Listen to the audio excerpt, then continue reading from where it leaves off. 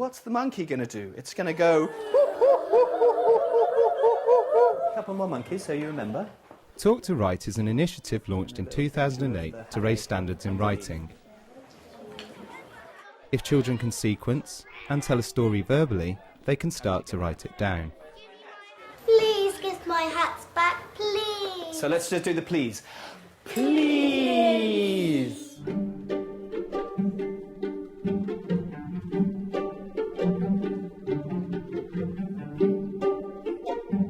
Story time, it's story time.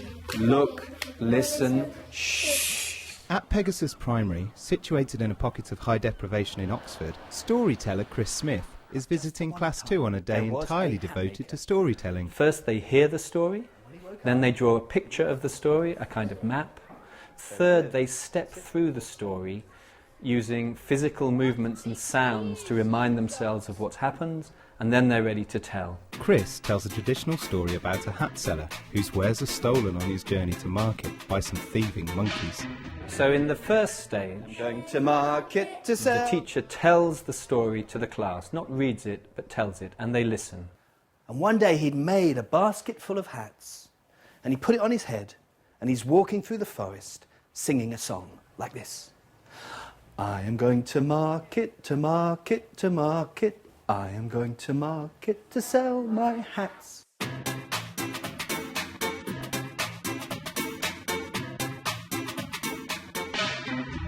What happens first in this story? Who can tell me? There was a boy, he was a hat maker. And he's walking through the forest with a basket on his head singing a song. basket of hats on his head singing a song. So I'll do a little picture like that.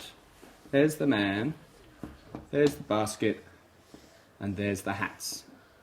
Story mapping is the first way of helping the child remember the sequence. So they have a piece of paper and they draw pictures of the main things that happen in the story, step by step. What's the first picture? This is the bit where he carries his hat to the market. In order to be able to do that, they have to re-picture and relive the story a little bit and condense it down to the main points.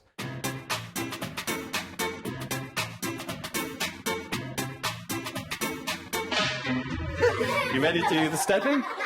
Off you go. Story stepping is a way of remembering the story by moving the body and making sounds or saying a few words for each movement. It's like a series of freeze frames of the story. And when you watch people telling stories, you'll see that the body often starts to move first and reminds the teller what happens next. Hats falling down.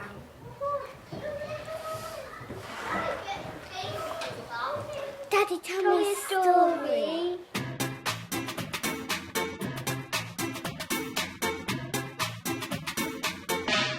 Have a seat. We're going to tell a story like this. I'm going to start. When I've had enough, I'm going to give you this, and then you continue the story. When you've had enough, you give it back to me. Once upon a time, there was a hat maker. And one day, he was going to market through the forest with a basket full of hats on his head. What's the next bit? Who can tell us the next bit? Just what happened? When he sells his hat, the monkeys Biff. go to sleep. Go to sleep. Very good. The next bit is going to sleep. Can you tell us that bit? Next, he went to sleep.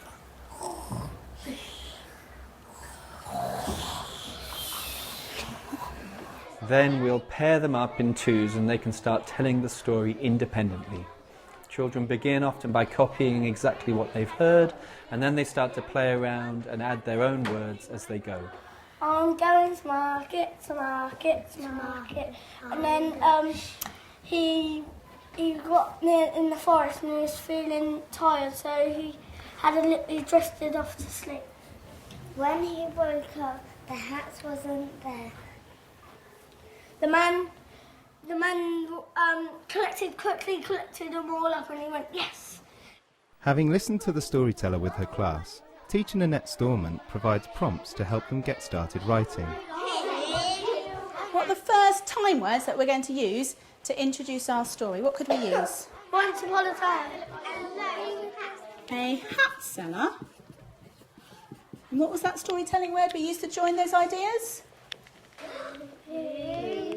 Who Shared writing is absolutely key. The teacher, as a writer, shows their thought processes as they think about what words, what am I going to use next, what is going to be in my next paragraph. What do I need to start my next sentence with then, Courtney? The capital letter. Capital letter. If the children don't see that bit, they will never understand the process of being writers. When I move it into writing, it's quite tricky to change their language from a storytelling language as they're speaking it into a more formal written language.